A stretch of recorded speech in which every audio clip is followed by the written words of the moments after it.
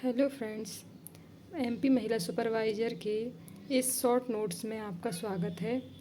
तो हम अगली ग्लैंड के बारे में देखेंगे जिसको बोलते हैं थाइमस। थाइमस की अवस्थिति यानी लोकेशन कहाँ होती है? छाती में। थाइमस से दो हार्मोन निकलते हैं, एक थाइमोसिन और एक थाइमुलिन। ये दोनों क्या करते हैं? इम्यूनिटी प्रदान करते हैं। फिर वही अपन WBC के प्रकार के बारे में जानते हैं। बेसोफिल, इयोसिनोफिल ये कैसे होते हैं? निर्जीव होते हैं। न्यूट्रोफिल सजीव होते हैं। मोनोसाइट, लिम्फोसाइट ये विषाणु होते हैं इनकी प्रकृति में, है ना। फिर आता है थाइमस। थाइमस क्या होता है? किसको? WBC को एक्टिव रखता है। टी लिम्फोसाइट में इसकी उत्पत्ति लाल अस्थि मज्जा से होती है और ये विकसित कहाँ होता है? थाइमस ग्लैंड में होता है। फिर किससे 10 से 15 वर्ष की आयु में जो है थाइमस ग्रंथि सबसे ज़्यादा सक्रिय होती है ना, जिसको किशोर अवस्था कहते हैं। तो थाइमस ग्रंथि कब ज़्यादा सक्रिय होती है? किशोर अवस्था में। WHO के अनुसार 10 से 15 वर्ष की आयु में। फिर आते हैं डिसीज। इससे एक होती है हाइपर और हाइपो और एक हाइपर। अगर थाइमस कम होगा, थाइमोक्सिन अगर कम है तो इम्यूनिटी कैसी होगी? कम होगी। अगर थाइमोक्सिन ज़्यादा है तो इम्यूनिटी कैसी होगी? ज़्यादा होगी। कम है तो क्या होगा? बार बार बीमार होंगे। और अगर ज़्यादा है इम्यूनिटी तो क्या होता है? एंटीबॉडी यानी प्रतिरक्षी ज़्यादा होगी, है ना। फिर आती है अधिवृक्क ग्रंथि। अधिवृक्क ग्रंथि यानी एड्रिनल ग्लैंड। एड्रिनल ग्लैंड ये क्या है? वक्र हैं जो हमारे किडनी के जिनको बोलते हैं। इनके ऊपर जो ये छोटू छोटू सा दो पार्ट दिखते हैं इसी को क्या कहते हैं? अधिवृक्क, है ना। इनका वेट 4 से 6 ग्राम का होता है। इनके बाहर वाले भाग को वल्कुट और अंदर वाले भाग को क्या? मेडुला बोला जाता है ना। ये जो अंदर जो इसको अपन यहाँ लेके आते हैं, जो ये अंदर वाला भाग है उसको मेडुला और जो बाहर वाला भाग है उसको वल्कुट कहा जाता है। किडनी का जो ये वक्र है इनका वेट कितना होता है? 160 ग्राम होता है। और ये जो अधिवृक्क होते हैं इनका अंदर वाला भाग 20 से 25% होता है और जो बाहर वाला वल्कुट जो होता है कॉर्टेक्स वो 75 से 80% होता है। ठीक है, अब आते हैं एड्रिनल ग्लैंड के शेप के बारे में। तो जो उसका 20 से 25% जो मेडुला होता है जिसको पिंड बोला जाता है उसको क्या? जीवन रक्षक ग्रंथि भी कहते हैं, है ना।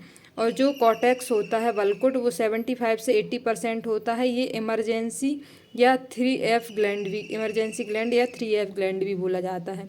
एड्रिनल ग्लैंड को क्या? करो या मरो ग्रंथि भी कहा जाता है। अब मेडुला क्या होता है? ये दो टाइप का होता है, एड्रिनलिन और नॉन एड्रिनलिन, है ना। इसको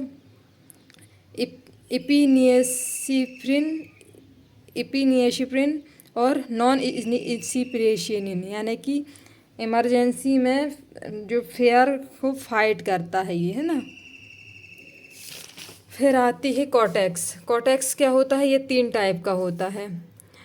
glyco glyco glyco cortex, कॉर्टी cortex, है ना।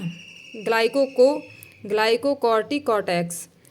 फिर मिनरलो कॉर्टी कॉर्टेक्स, सेक्सुअल हार्मोन। तो इसमें क्या होता है? कॉर्टोन और कॉर्टिसोल, एल्ड्रोस्टोन और सेक्सुअल हार्मोन। तो इसमें क्या होता है? शुगर होती है, स्ट्रेस होता है, इसमें सॉल्ट होता है, वाटर होती है और इसमें सेक्सुअल हार्मोन होते हैं। तो इसका एस, इसका एस, इसका एस और इसका एस मिला के इसको 4S ग्लैंड भी कहते हैं। किसको? अधिवृक्क ग्लैंड को, है ना। फिर आती है शर्करा। शर्करा से 3 हार्मोन बनते हैं, इंसुलिन, ग्लूकागन और कॉर्टिजोल। एक्स्ट्रा शुगर को फैट में कन्वर्ट करता है इंसुलिन, एक्स्ट्रा फैट को शुगर में कन्वर्ट करता है ग्लूकागन, एक्स्ट्रा प्रोटीन को शुगर में करता है कॉर्टिजोल। ठीक है, अब इससे कुछ डिसीज़ देख लेते हैं। इसमें 2 डिसीज़ हैं, एक हाइपो और एक हाइपर। एक्स्ट्रा प्रोटीन कॉर्टिजोल काय में कन्वर्ट करता है? शुगर में। तो कॉर्टिजोल अगर कम होगा तो ब्लड में शुगर क्या हो जाएगा, कम होगा, जिससे हाइपोग्लूसेमिया होगा। कॉर्टिजोल ज़्यादा होगा तो ब्लड में शुगर ज़्यादा होगा, जिससे मधुमेह होगा। ठीक है। एड्रेस्ट्रोलोन कम होगा तो सॉल्ट कम होगा, वाटर कम होगा। लो ब्लड प्रेशर, डिहाइड्रेशन, निम्न रक्तदाब, एडिशन रोग होगा इससे। ठीक है। अगर जो प्रोटीन है वो कॉर्टिजोल अगर कम हुआ तो, और इसमें एड्रेस्ट्रोल ज़्यादा होगा तो सॉल्ट ज़्यादा होगा, हाई ब्लड प्रेशर होगा, प्रेशर ब्रेन में ज़्यादा होगा, हेमरेमेज है ना, होमरेज यानी उच्च रक्तदाब होगा। इससे ये डिसीज होती हैं। अब नेक्स्ट ग्लैंड के बारे में हम नेक्स्ट वीडियो में जानेंगे। Thanks for watching.